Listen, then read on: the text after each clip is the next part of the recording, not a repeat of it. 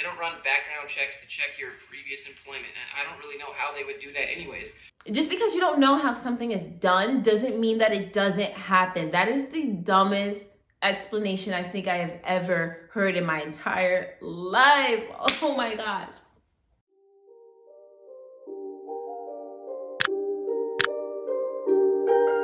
Hey, what's up? Welcome back to my YouTube channel. My name is Melissa, and today I'm going to be talking about something a little bit controversial, right?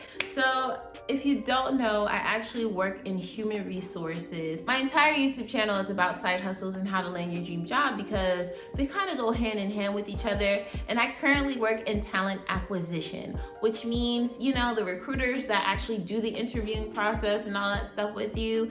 I work hand in hand with those people. Although I am not a corporate recruiter, I actually do the operational side to it. So after someone has been hired or given that offer letter or something like that, I am then the person that does the pre-boarding and onboarding, and then you start working. So let me just put this out there as a disclaimer. Once you get an offer, they actually have to do the background checks and everything on you to verify what you said was true. And so, you know, once you get an offer letter, it doesn't mean that it's set in stone. You still have to get through that screening process. And then once you get the okay, once you get the okie doke, that's when you have the real job. So with that being said, I wanted to talk about this ridiculous video that I found online, just on YouTube, minding my own business. And I seen that this guy, he has over 600, sorry for the glare from my laptop. He has over 600,000 views on a video. And I'm pretty sure he's not a human resource professional. Like, I'm pretty sure he is just clickbaity and everything like that. The TA ops inside of me just had to dismantle this trash advice that I found online. So if you came here because you wanted to know whether or not you should lie on your resume, let me give you the scoop and let me give you the tea right now. Don't do it. But we're gonna get into the reasons why. Look at him. He got ads on his video because he's monetized with 475K subscribers, lying to them. And then he has the nerve to have courses. Courses on what? If you're learning the code, I can almost guarantee. Oh my God. Go ahead and try to do it the honest way. I have, and it's never ever done anything positive. It checks your criminal history. That's all. They don't run back. Yeah. And I always get this person that's like, oh, Josh, what about when they background check you? Okay, well, this is how 99.99% of background checks work here in the United States of America. It checks your criminal history. That's all. They don't run background checks to check your previous employment. I don't really know how they would do that anyways. They're just going to find your manager. So this right here exposes the fact that he doesn't know how it's done. So just because you don't know how something is done doesn't mean that it doesn't happen. That is the dumbest explanation I think I have ever heard in my entire life. Oh my gosh. So let me break it down for you folks out there who don't know how it's done. When it comes to your background search, some organizations have their own people who do the background checks, and then some have external partners who do the background checks. But either way, your criminal, your educational, and your employment backgrounds will be conducted, okay? If you have a criminal past, and that is public record, by the way. If you have been convicted for anything from a misdemeanor all the way up to a felony, that's public record. You will be found out. So if you have been convicted of something, please tell your employer. I don't care how far back it is. I mean, honestly, if it's further than 7 years prior to your current application, you really don't need to disclose that because it can only go back 7 years in the state of New Jersey. But if it was something like 4, 5, 6 years ago, tell them before they find it, because they are going to find it, and that can be grounds for them to rescind your offer. Next, okay, he says, how can they verify your employment? Well, the first thing that they're going to do is call the number of the person that you provide for past employment. If they don't answer the phone or whatever the case may be, because some HR departments don't like taking those phone calls because of legal things, fine. The next thing they're gonna do is ask you for W-2 or pay stubs, and you better have the years that you say you worked somewhere. So a lot of people are like, well, I don't keep my pay stubs. Well, I don't have my W-2s, so what are you gonna do now? Well, there's an IRS data retrieval tool online that the employer will send to you and say, hey, retrieve your W-2s from here. Now, if you can't pull them or if you can't find them, you're screwed, because they have no way of verifying that you actually worked at a place that you worked at, especially if you have to have a required set of years experience doing something. So say if the job description is for a coder and you're supposed to have 3 years of coding experience, and you say you worked at this digital firm as a coder for 3 years and you have no way to verify it, boo-boo. That can be looked at as a lie, and it could be grounds to rescind your offer. So even with education verification, they're gonna ask for transcripts, they're going to ask for degrees. And we all are very aware that there's a big market for fake degrees from fake universities. So they do get verified.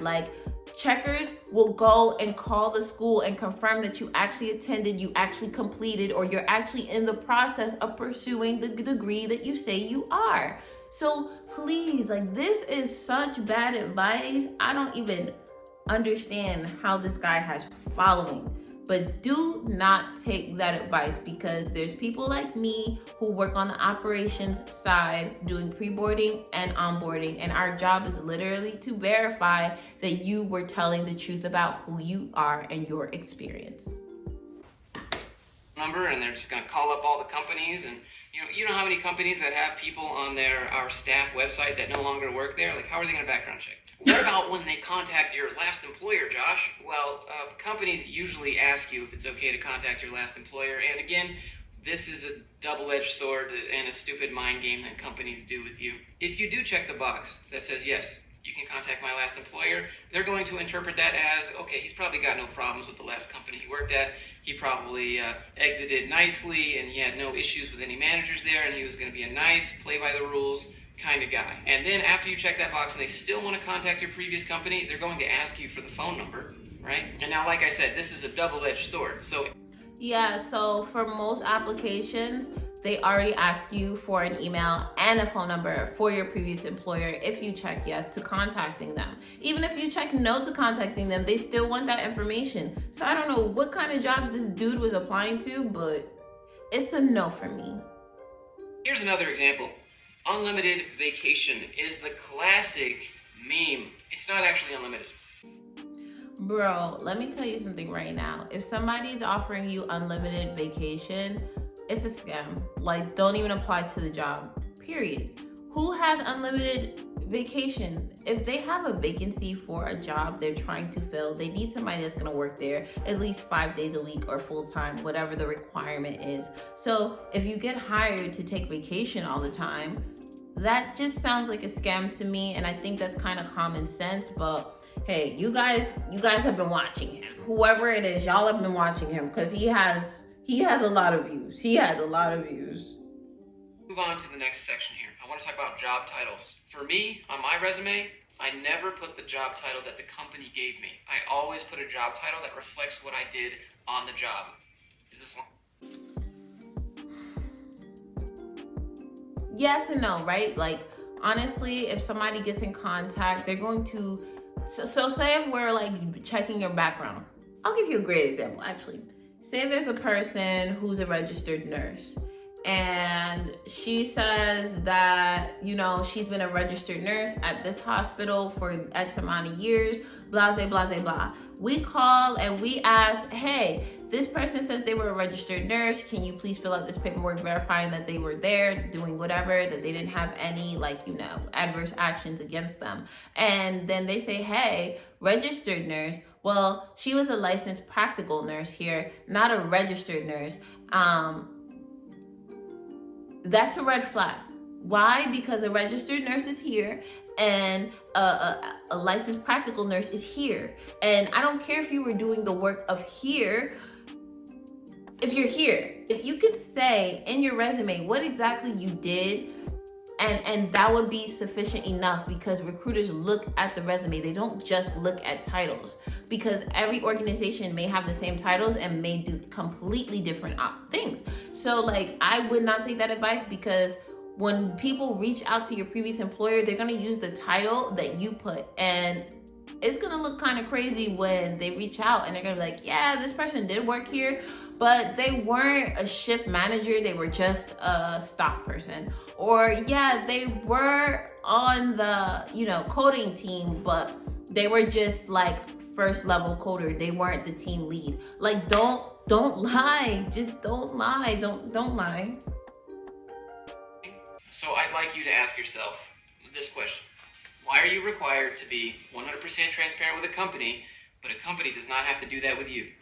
See, yeah, this guy, he's catering. I'm done with this video, because at the end, it's just fluff.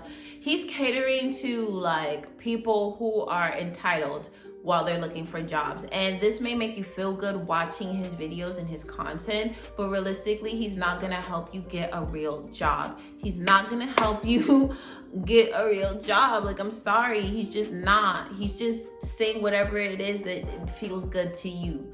So don't lie on your resume, because there's literally people who their whole job is dedicated to finding liars like me. Now, what you could do is finesse. You can share and explain through a cover letter how the skills you have can be used for the job you want. I do it all the time. People sleep on cover letters, but they're really a good thing. Cover letters can explain job gaps. Cover letters can explain why you're transitioning from one industry to another.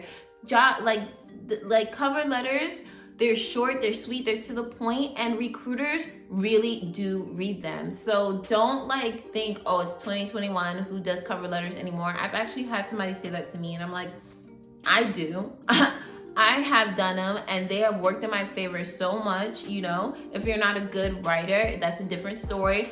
You know, ask for help. But like, a lot of these things that he's talking about can simply be solved with a good cover letter and a really well-arranged resume. So hopefully this video helps somebody out there. I hope you guys didn't take his erroneous advice. If you're still looking for a job or trying to transition from one thing to another, be sure to like, comment, and subscribe this channel, because I'm actually somebody who works in corporate human resources and I can help you out. Thank you for watching my video. I'll see you in the next one. Bye.